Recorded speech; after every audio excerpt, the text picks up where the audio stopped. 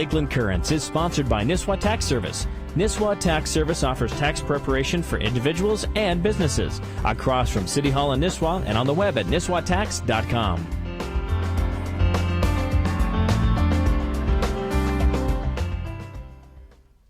Hello again, everyone, and welcome to Lakeland Currents, where today my guest is a experienced congressman. Let me just put it that way. Served in the House of Representatives the first time, I believe, from 1975 to 1981. He was a former aide to or assistant to then Senator Walter Mondale. He has been the president of the World Trade Center. He has been a private businessman. He has been a teacher. He is now in his second go-around in the House. And I think the thing that's most impressive about this past couple months is that he bagged 3 deer on the deer opener. I think that was pretty impressive. My guest today is 8th District Congressman Rick Nolan. Welcome to the show. Great, thank you. I'm delighted to be here. I think there's excuse me, a million things we could talk about, but in 28 minutes we can't cover them all. But one thing I really am curious about, being that you were served in the House in the 70s and the early 80s, what is the major differences that you're seeing as you go back there now? Well, the differences are really quite dramatic, and it's kind of like, you know, when you see that a nephew or grandson or neighbor kid, and you haven't seen him for 4 or 5 years between the ages of, say, 12 and 16, and they show up and you say, wow, you've really grown, you've really changed. And so my hiatus from the Congress was 32 years. It's the longest in the history of the country. And when I showed up and saw what was happening, it's like, wow, this is so dramatically different and quite frankly not good, right?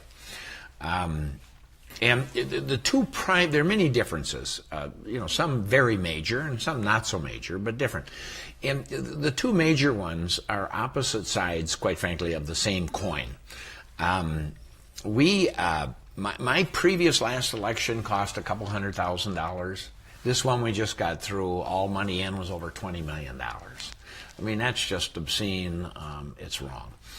And when congressmen and women get to Washington now, they're told by the pros and by their leaders they should spend 30 hours a week in the call centers that the Republicans and Democrats have across the street from the Capitol, calling for money. 30 hours a week? They tell you that you should spend 30 hours a week. Why?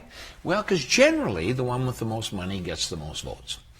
And so, and then in addition to that, they tell you should spend another 10 hours a week in actual fundraisers and fundraising development.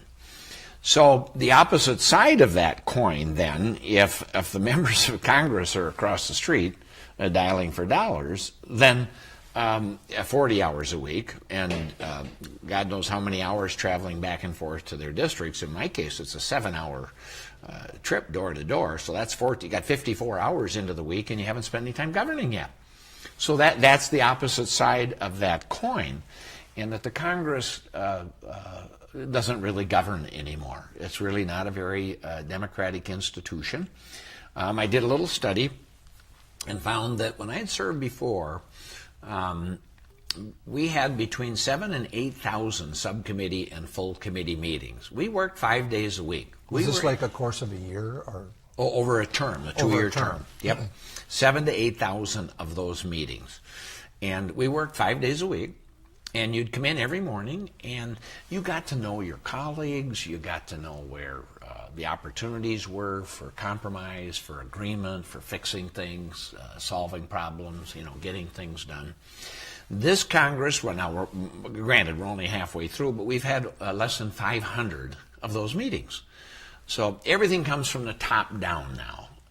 It doesn't bubble up through the committee process. And of course, it's ended up being the most unaccomplished Congress in the history of the country, and it's no wonder. The Congress is not governing. Now, I don't mind telling you, I made a commitment. I'm not going to spend, and I have not spent 1 minute in those call centers across the street. At my age, I didn't go to Washington to become a professional fundraiser. So I've spent my time in governing and trying to represent this district as best I could, and I've had a lot of success at it. For no other reason, there's kind of a vacuum with everybody else across the street. those that do show up for the meetings get to make the decisions. So I'm feeling quite good about some of the things that I've been able to accomplish here for the 8th District. But, some of the larger issues, the deficit, the wars of choice, the nation building abroad, health care, budget priorities, they're suffering greatly. And so you hear people being very upset that politics needs to be changed. Congress is not working. We're faced with a gridlock, and the country is suffering because of it. You represent a very large district, the 8th District. How is, and this is a term we probably never used in our vocabulary a couple years ago, but sequester. Mm-hmm. How is that sequestering process affecting your district? Yeah. Well, it's not only affecting my district, it's affecting the whole country. And that's one of those issues where there is bipartisan agreement among the Democrats and Republicans that sequestration is not a good idea. And I can just give you one example. It requires a mandatory cut across the board for all of the agencies in government. As a result of it, numerous employees here at Camp Ripley are being furloughed and laid off, as our National Guard members of the 148th Air Wing Division in Duluth. Now, I'm a business guy. I've been in business for 32 years.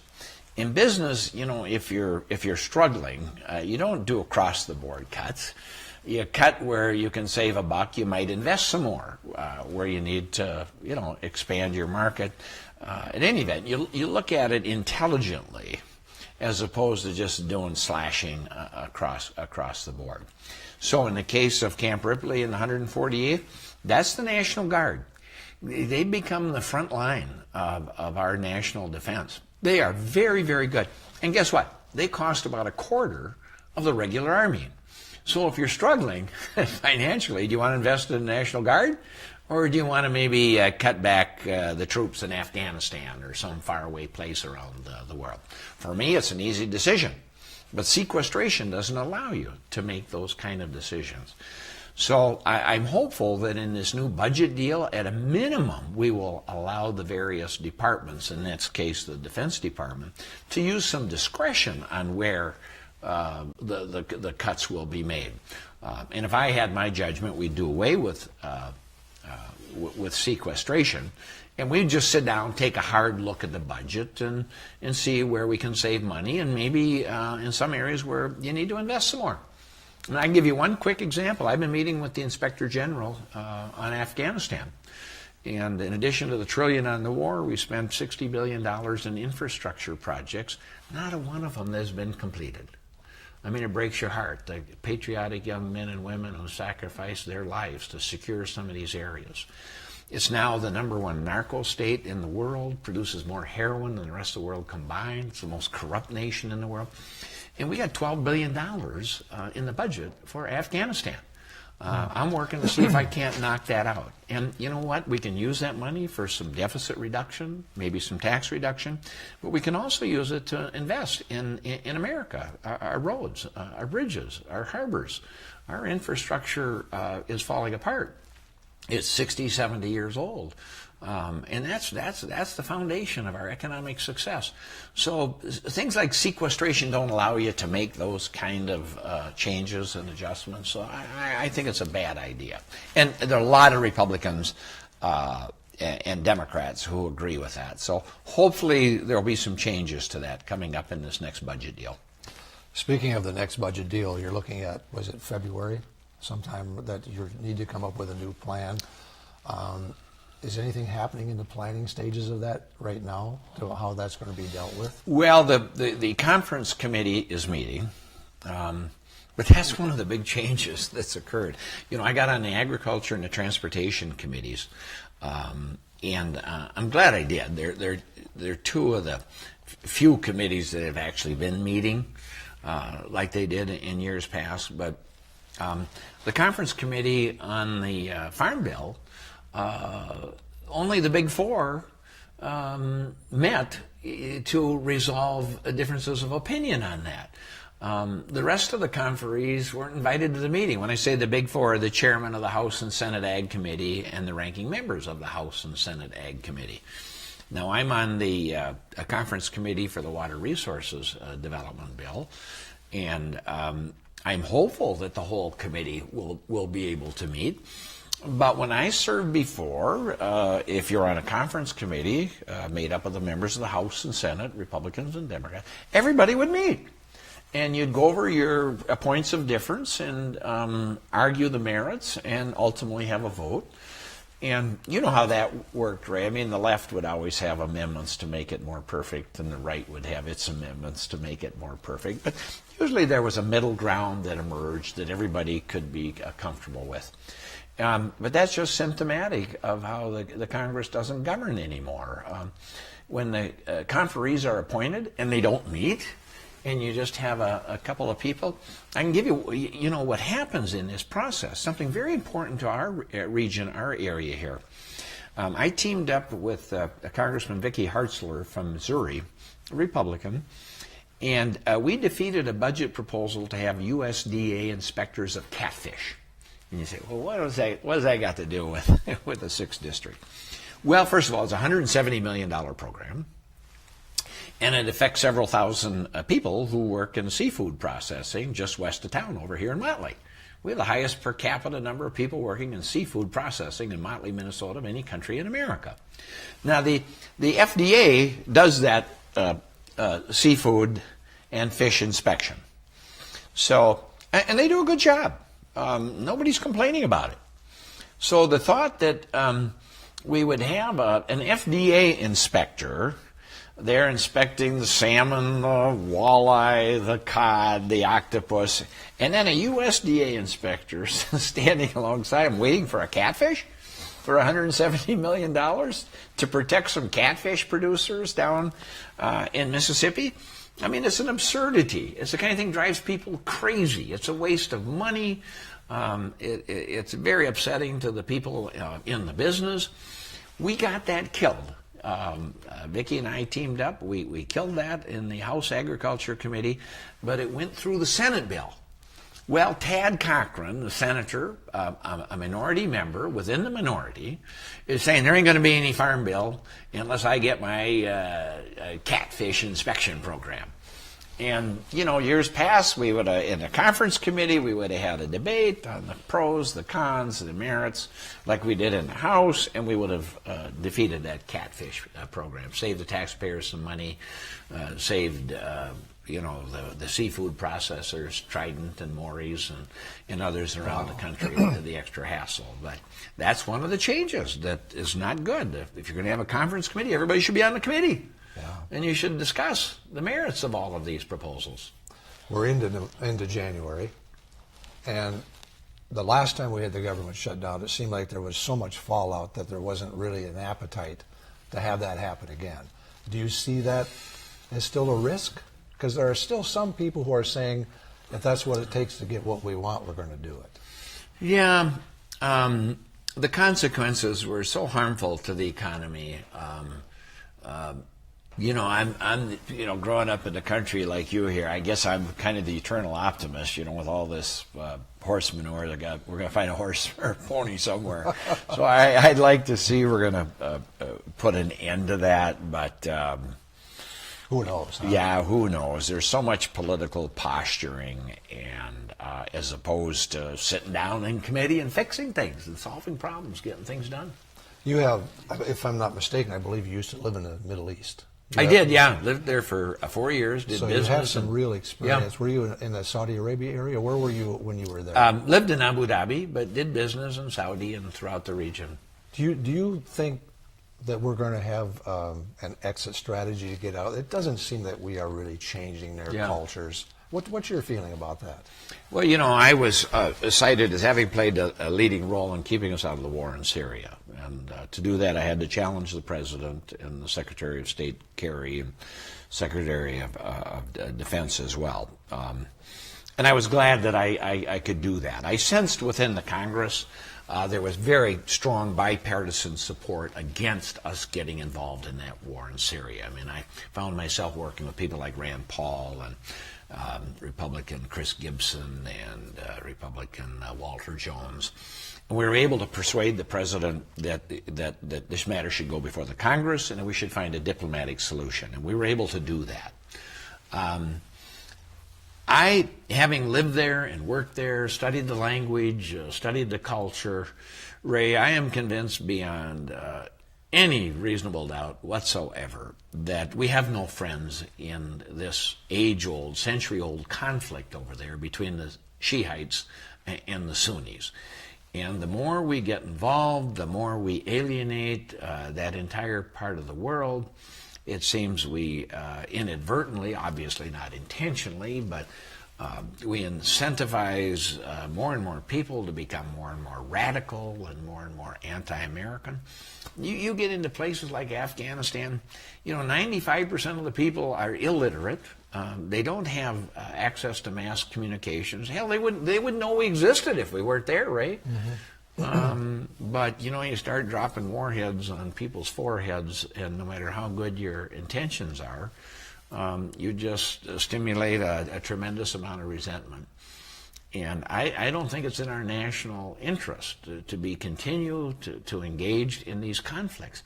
That's at the heart of our economic problems. We have spent trillions of dollars in Iraq, in Afghanistan, and in support of these other regimes and conflicts in the region. And there are many costs going forward. They estimate that Iraq alone will cost somewhere between $5 and $6 trillion before it's all done. There's so many wonderful young men and women who've lost arms and legs and had their brains scrambled, and we have an obligation to take care of them. I mean, they were willing to serve. They put their life on the limb. We damn well better take care of them when they come home. And see to it that they're taken care of. See to it that they get jobs. See to it that they get education. See that they get the health care that they need. It's going to be very, very costly. These wars are extremely costly. And I know some people are upset about this deal with Iran. Well, what's the alternative? You want to go to war with Iran now? I don't mind telling you, I'm familiar with Iran. They've got that whole Iranian coast lined up with missiles, Chinese, North Korean, short-range missiles, long-range missiles. You unleash that, oh my God, it could be just devastating. So are there some risks associated with diplomatic solutions? Of course there are. Are there some risks associated with going to war? Big time. And guess what? Once you're into the war, it's pretty damn hard to get out of it.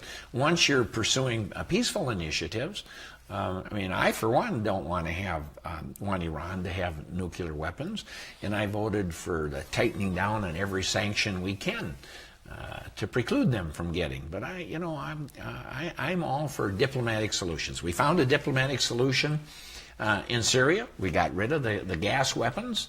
And I'm hopeful we can find a diplomatic solution in the case with Iran and get rid of their nuclear weapons. Let's switch gears here just a little bit and talk about the Farm Bill. Mm-hmm. I know that it's a real controversy because there are programs like the SNAP program and others that are tied to that Farm Bill that a lot of people feel it's an inappropriate connection. Mm-hmm. But what do you see happening there with that Farm Bill? Well, we've always had a collaborative effort between producers, the farmers, and urban consumers of food and fiber. It's always been an integral part of our foreign policy. Hell, send them food rather than bombs. I've never heard anybody complain because they sent us too much food. There have been a lot of complaints about some of the bombs and that it ended up dropping on villages and people's homes. So in the attempts to separate that have been taking place in Congress, the farmers from the consumers, has had extremely adverse effects on putting together a good farm and food policy. So I've always been an advocate. We're the best producers of food and fiber anywhere in the world. And we're a wealthy nation, and I don't want people to go hungry in America. And especially when you look at the SNAP or the food stamp program, Ray, half the people are working full time. but you're working for $7.25 an hour. So 5,000 goes out the door in taxes. You're trying to get by on $10,000. And the other half is made up mostly of children and senior citizens. I mean, there's a few people here and there abusing the program, and we got to focus on trying to, cut out any kind of abuse that occurs anywhere. But you can't lose sight of what the program does. It provides essential food and fiber for working men and women, for children, for seniors who need help. There are 40 million people with food shortages in this country, the richest country in the world. So we need to support our farmers, our producers, and I think we need to make sure that we do everything we can to feed our people as well. Let's talk about health care. That's been... Before we get to that, now, sure. You can't. You got to talk about WRDA, because you and I have a special interest in fishing. So are we going to have time to get to that? To talk about what? The Water Resource Development Bill. Oh, I'm not familiar with it. Oh, you're not? No, let's talk about that right geez. now. Ray, we got to talk about that. Yeah, go for it. I'm on the Water Resources Development Subcommittee. Fought hard to get on that. And there are a number of very important things to us up here in the 8th District. And I worked with Senator Klobuchar and Keith Ellison and got the lock and dam shut down at St. Anthony Falls in Minneapolis. Silver carp out. Yeah. So people say, well, what does that have to do with that? It has everything to do with this, right? Yes. The object of it is to keep these Asian carp from coming up through the Mississippi watershed. And they grow to be 70, 80 pounds. They just consume all the native fish. And they're even a hazard. Water disturbances, They come flying out of the water. So what does that do for it's really all about the 8th District. I mean, the Mississippi watershed, that's going to keep these Asian carp out of the Mississippi, out of the Gull River, through the Gull Lake chain, out of the Pine River, through the, the Crowing River, through the Park Rapids, the Mississippi, the Rum River, up through Mille Lacs. This is critical to protect our fisheries. And you and I are both fishermen. You're a lot better fisherman than I am. But I don't know about that. But we both have interest in that area. We love fishing. And not just as a hobby and a sport, but it's a big part of our tourism and our industry. So I was very excited to be able to get that. And then also, I had another amendment I got through to expand the definition of invasive species. The Army Corps now has it defined as plant life, and I've got it defined as animal life. The significance of that is that now money can be used for research and abatement of zebra mussels, Asian carp, things beyond plant life. So there's a number of other good things in the bill. Securing harbor trust funds for maintaining. So has that bill been passed? We passed it in the House. We passed it in the Senate. And I'm on the conference committee, and it has a good chance of becoming a law of the land. Yeah, that's great. That's needed. That's absolutely needed. Yeah, but back to health care. Yeah, we're down to about 4 minutes here. Okay. But obviously the rollout that the president had with the health care did a lot of harm to his presidency, and I'm sure it did a lot of harm to that actual American Health Care Act. But there must be some good things about it that we don't hear much about. There's some wonderfully good things about it, which is why I have supported it. But it's not to say I don't have reservations and problems with it too. But the good stuff is pretty good. It's really good. It provides insurance for people with pre-existing conditions. It removes the cap after which insurance companies won't pay anymore, forcing so many people into bankruptcy. Allows parents to keep their kids on the policy up to age 27. And it expands coverage to just a lot of areas that have been neglected heretofore. And expands coverage to people who haven't had insurance before. And that's all the good stuff that's a part of it. But I think you'd be remiss if not recognizing there's still some problems associated with it. I've had meetings at the White House and in the Congress. Unfortunately, again, the committees are not sitting down digesting all this. But I'll tell you this. In Minnesota's 8th, the 7th, down in southern Minnesota, we're going to pay more than twice the rate for the exact same policy that they'll be paying for in the Twin Cities. Why? Well, because they have dozens of companies competing for the business down there. We only have one up here. So they got thin margins in the cities, so they're going to make up for the difference by whacking us up here in the rural areas of Minnesota and across this country. That's not right. And that's just one among many things. I personally have always favored, a single payer. And I was looking at the rollout on Medicare, and that was a hard-fought political achievement. But the rollout was almost a non-event. Why? Well, guess what? Everybody paid the same rate, everybody had the same policy, and everybody paid in. Nothing more fundamentally egalitarian and American than those three principles. So everybody was comfortable with it. That's not happening under the Affordable Care Act. And that's why you have a lot of the consternation, a lot of the concern. So I'm not giving up on single payer, not only because it's more fundamentally American. Most of the countries in the world have done that. And guess what? They have dramatically lower health care costs, and they have better life expectancies, they have better results. So one of the things that happens immediately when you're going through the private sector on this insurance, about 27% of it goes to administrative costs. Medicare, they run that for 3 or 4%. Well, right out of the chute, you save 25% of your health care dollars. Wow. You can put it into savings or into health care. So that's ultimately the way we got to go, in my judgment. We're out of time. Can you believe it? We're out of time.